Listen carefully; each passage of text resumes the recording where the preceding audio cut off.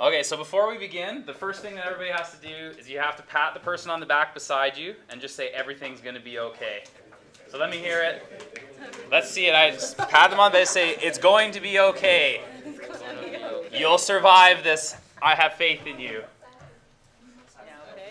Okay. Maybe I don't. So the equations that we're going to look at now, these are the ones that get pretty tricky. If you go back to the definition, it's a lot more work than normal, but it's still pretty tricky. So let's take a look at how this goes.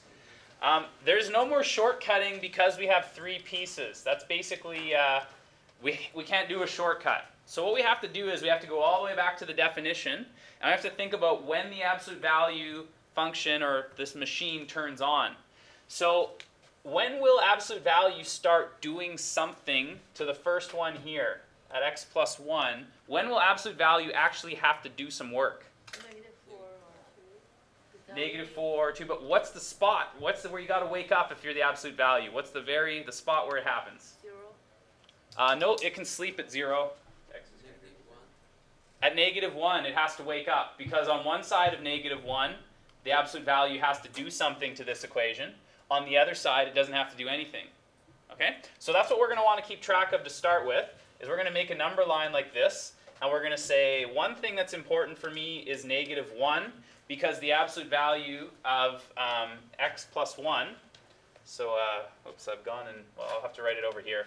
The absolute value of x plus 1 is going to be applying the negative sign there. So that's how I make a note to myself that it's doing something. Okay? Now we're going to take a look. Where does it wake up when I look at the second piece?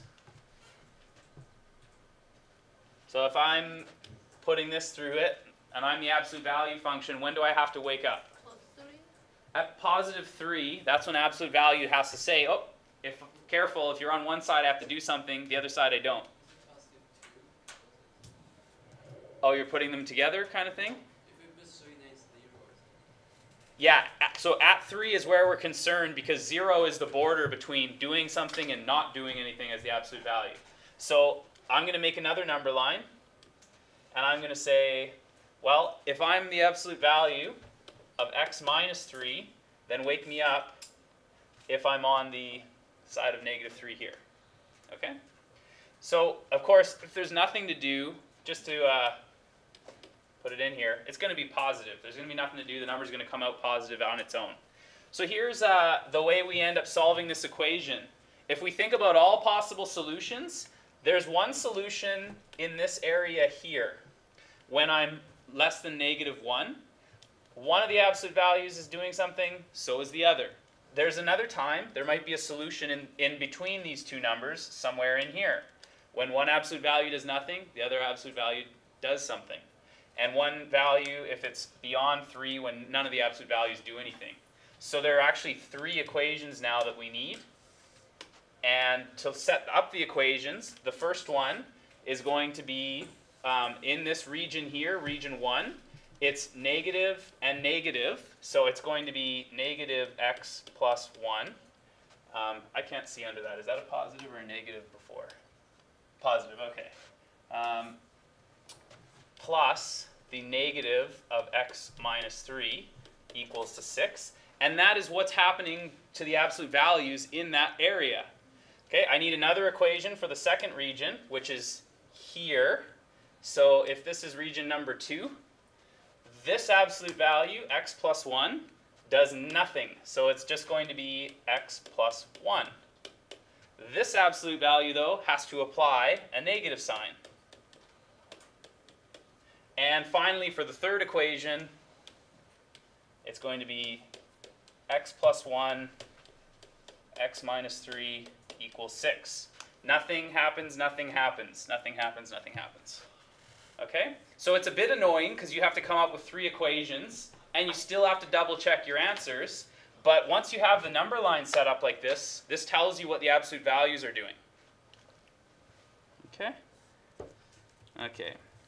So for the first equation, I would get, let's see here, negative 2x minus 1 and plus 3. So that'll be plus 2 equals 6. So that tells me negative 2x equals 4.